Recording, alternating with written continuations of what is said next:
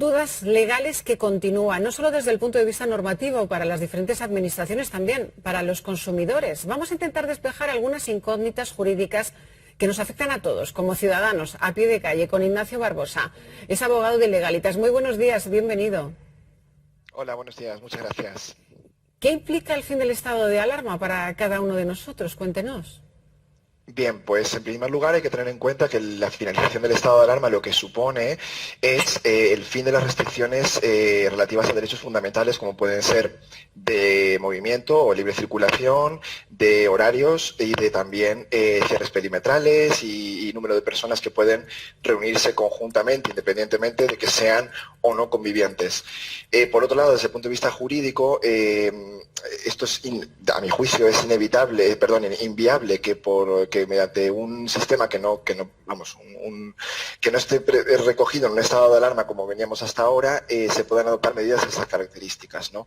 Es cierto que hay leyes sanitarias, como la Ley General de Sanidad o la Ley General de Salud Pública, la del 86 y del 2011 respectivamente, que admiten o permiten la posibilidad de que las administraciones competentes adopten medidas en relación con la protección de la salud pública, pero eso no le permite o no habilita a que se adopten restricciones de derechos fundamentales como los que teníamos hasta el momento.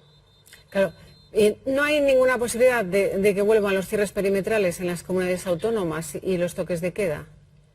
Vale, es una pregunta que es muy interesante que me haga usted y se lo agradezco. Además, también hay que tener en cuenta que esto está, como podemos comprobar, en vía judicial también, ¿no? Es decir, el estado de alarma es el que ampara, bueno, mejor dicho, la Constitución habilita unos cauces a través de los cuales se pueden adoptar medidas restrictivas de derechos fundamentales. No existiendo este paraguas jurídico, es difícil que se puedan adoptar medidas de estas características. No obstante, como decía la Ley General de Salud Pública y demás, las leyes sanitarias de cada administración competente, las estatales y de comunidades autónomas también, sí que permiten adoptar ciertas medidas.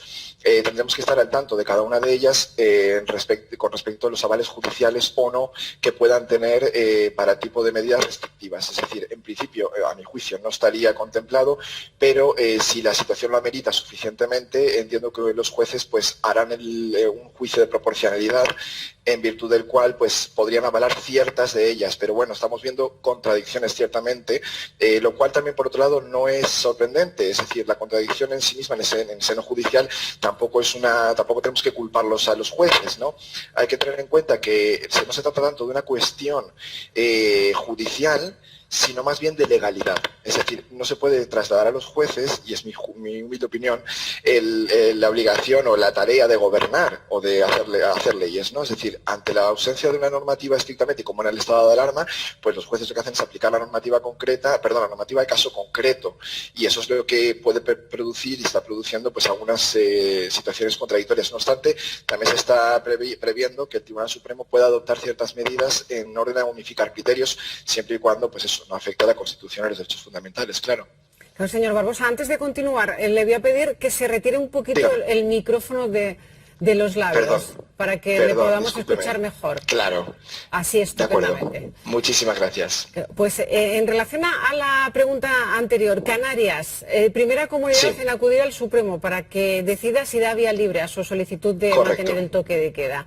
Desde el punto de vista jurídico, ¿hay alguna alternativa intermedia entre el estado de alarma y la situación actual que avale las restricciones que atentan contra la libre circulación? A ver, en principio, insisto, tenemos leyes sanitarias en el ámbito del Estado y también de las comunidades autónomas que sí admiten o permiten la adopción de ciertas medidas tendentes a pues controlar o reducir quizá la actividad, la movilidad, pero a mi juicio no se puede adoptar medidas restrictivas de derechos fundamentales si no tenemos un amparo legal como es el estado de alarma. Es verdad que puede suplir, digamos, esa supuesta ausencia de estado de alarma los jueces, pero se les traslada una carga bastante importante, ¿no? De analizar cada caso concreto, de determinar si es proporcional la medida y de si además de todo eso tiene cierto amparo legal, ¿no? Entonces, dicho esto, a mi juicio no hay un punto medio, sí que habría las posibilidades que otorgan las leyes sanitarias en relación con insisto, cierre de negocios o establecimientos, paralización de actividades también culturales o económicas, limitación de aforos y de horarios para los establecimientos y demás. Eso se puede adoptar y se viene adoptando, inclusive medidas tales como llevar la mascarilla obligatoriamente, o también prohibición de, por ejemplo, fumar en espacios reducidos. Todo eso se puede adoptar sin estado de alarma, es decir, eso en principio no habría inconveniente. Lo que estamos hablando es hasta qué punto una administración autonómica, como es el caso que ahora está, digamos, sin estado de alarma, pueden adoptar medidas tales como restringir la movilidad, impedir el movimiento por las noches en un horario determinado, o incluso el límite de personas que se pueden reunir, que eso también es una cosa muy importante, ¿no? Entonces, desde ese punto de vista, habrá que estar en principio, esto cesa con el fin del estado de alarma, y habrá que estar a las decisiones judiciales. Es verdad que el Tribunal Supremo ahora tendrá una oportunidad de, pues, intentar aclarar un poco la situación, pero insisto, a mi juicio, esto no es un tema de jueces, sino de legalidades. Debe ser las administraciones, el Estado, mediante el Poder Ejecutivo y Legislativo, que para eso está la división de poderes, quienes deben adoptar las medidas oportunas para que luego los jueces las puedan aplicar. Claro, señor Barbosa, aquí en Castilla-La Mancha, por ejemplo, estamos pendientes de lo que puede ocurrir con municipios que necesiten restricciones por su alta incidencia de casos. ¿Puede ocurrir que haya confinamientos de zonas de salud, de barrios o de localidades que sean autorizados por la justicia en unas provincias y rechazados en otras?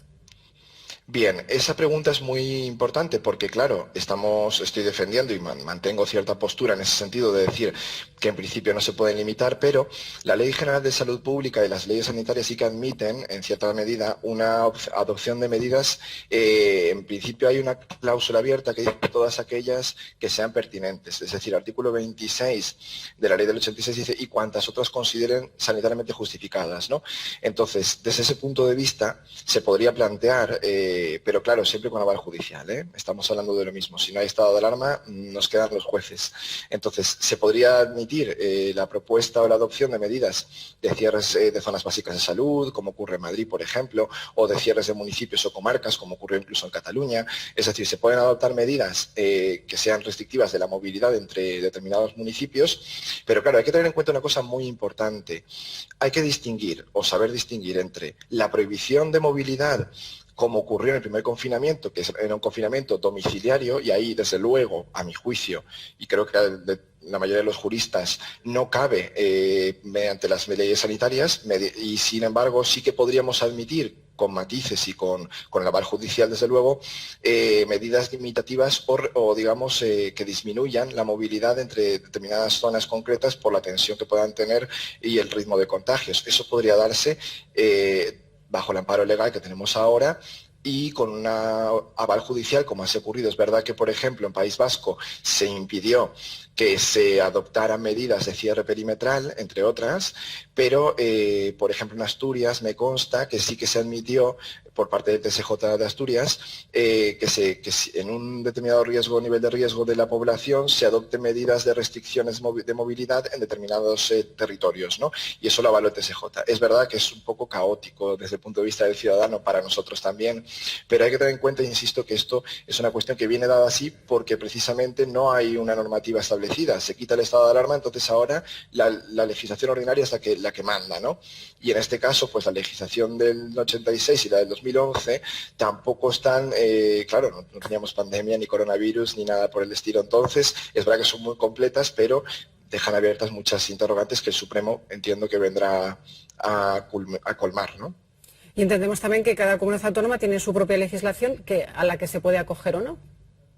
Claro, aquí estamos hablando de que hay tres leyes en realidad sanitarias estatales, la del 86, la del 2003 de cohesión del sistema sanitario y la del 2011. ¿Vale? En cada una de ellas se permite adoptar medidas de diversa índole, particularmente la del 86, que es a la que me estaba refiriendo antes, que el artículo 26 permite adoptar suspensión y cierre de establecimientos, comercios o actividades, imposición de algunas condiciones para su ejercicio, incautación de bienes o productos, si fueran estos de riesgo, ¿no? Por otro lado, la del 2011 pone en valor una cosa que a mi juicio es muy interesante y muy importante, y más ahora se ha visto también, incluso se ha manifestado así, que es el Consejo Interterritorial de Salud, del Sistema Nacional de Salud, que aglutina a todas las comunidades autónomas junto con el Estado para adoptar medidas que sean capaces de poner freno y coto a esta situación de manera coordinada, ¿no? Entonces, sí que considero que la legislación se ha quedado un poco corta por las circunstancias. Nos hemos dado cuenta de que, claro, esto se hizo sin pandemia y ahora habrá que revisar muy en serio toda esta legislación, ¿no? Pero a mi juicio sería posible, digamos, con estas leyes tomar medidas, de hecho de calado, porque el cierre de establecimientos, de la hostelería y demás, eso se puede hacer con la legislación sanitaria en la mano, sin más, y es bastante grave, es decir, bastante profunda esa medida, ¿no? Claro, si hablamos de derechos fundamentales ya es otro tema. Pero en principio cierre de establecimientos y demás se puede adoptar de esa manera y todo lo demás tendrá que venir por el aval judicial. Entonces, las legislaciones autonómicas también es verdad que tienen cierta prédica en ese sentido, tienen capacidad de adoptar otras medidas necesarias, pero evidentemente todas referenciadas en estas leyes sanitarias estatales, como estoy diciendo. Entendemos entonces que el aforo en los establecimientos comerciales también sigue limitado, también puede seguir limitado, y los propietarios de locales de ocio nocturno ¿tiene que seguir ateniéndose a las restricciones de horarios o al cierre total, si así lo establecen las autoridades? Claro, vamos a ver, en principio la legislación sanitaria, insisto, admite esta posibilidad. Entonces, habrá que ver, desde luego todo es impugnable en derecho, si una parte, una persona o un grupo de personas o quien sea se siente afectado puede impugnar determinadas medidas, eso es lo pone así la legislación, ¿no? la norma, pero es verdad que con la ley sanitaria, ya digo, se pueden adoptar medidas tales como el cierre de establecimientos o imposición de horarios o de aforos, ¿vale? Medidas sanitarias exclusivas y específicas, por ejemplo, llevar la mascarilla de manera obligatoria, es una cosa que se puede adoptar sin falta de estado de alarma. ¿Vale? Son medidas que vienen contempladas en la legislación sanitaria para casos de inminencia de un riesgo grave de contagio o de propagación de una enfermedad, como es el caso, ¿no? Entonces sí, podría ser. Otra cosa es la oportunidad, la necesidad, eso ya es una cuestión también política, ¿no? Y eso ahí ya, para eso está la política, una cosa es la política, otra cosa son los jueces y la aplicación del derecho. Con la ley en la mano se podría, otra cosa es que no estemos de acuerdo o que podamos impugnarlo porque consideremos que no está lo suficientemente justificado. En ese sentido, siempre está abierta esa vía, pero insisto, se podría adoptar esta medida. Señor Barbosa, en todo caso, la mascarilla obligatoria. Desde luego, porque eso, vamos a ver, y para no equivocarnos también en el análisis, ¿no? Que el ciudadano a veces se puede confundir y es lógico, Partimos de la base de que cuando finalizó el primer estado de alarma en el 20, el 25 de junio, si no recuerdo mal, del 2020, ahí cesó el primer estado de alarma y hemos tenido todo el verano hasta octubre, ¿vale? Sin estado de alarma, es decir, ya hemos vivido una situación de ese estilo. Por tanto, a ver, con errores y aciertos, pero ya sabemos un poco lo que puede pasar. Entonces, todas las comunidades autónomas durante julio y agosto prácticamente han adoptado medidas de obligación de la mascarilla. Y no teníamos estado de alarma.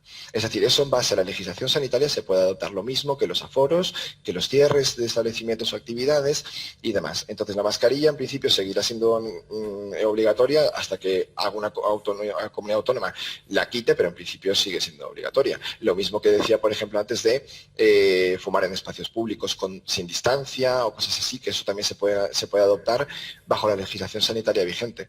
Claro, y ya por último, ¿qué pasa con las reuniones de personas no convivientes? Vale, eso, insisto, como se trata de un derecho fundamental, lo mismo que la restricción de movilidad, del cierre perimetral y todo esto, solo se puede adoptar, a mi juicio, con un estado de alarma o similar, ¿vale? Por tanto, medidas que pretendan la adopción de este tipo de, acuerdos que pretendan la adopción de estas medidas por parte de las administraciones públicas deben tener necesariamente el aval judicial. En algunas comunidades autónomas se ha admitido por parte de los TSJ correspondientes la limitación del número de personas, independientemente de que sean o no convivientes en espacios públicos o privados, pues es el caso de Asturias, es el caso de Islas Baleares, es el caso de Madrid también, si no recuerdo mal, que el TSJ ha avalado la limitación de personas, ¿no? Entonces, como afecta a derechos fundamentales, pues se puede adoptar así. Es verdad que no hay estado de alarma y me dirán los espectadores con toda la razón, pero se acaba de decir el letrado que no se puede adoptar sin estado de alarma, ¿cómo es que la adoptan? Bueno, insisto, es mi criterio, pero no obstante los jueces dirán, al fin y al cabo también aplican la ley ellos y tienen el derecho y el deber de aplicarla. Entonces, a partir de ahí veremos cómo unificar criterios del Tribunal Supremo, pero estamos en eso. Pues estamos en eso, iremos viendo. Ignacio Barbosa, abogado de Legalitas, muchísimas gracias por aclararnos tantas dudas respecto a esta nueva situación. Muy buenos días. Muy buenos días, un saludo.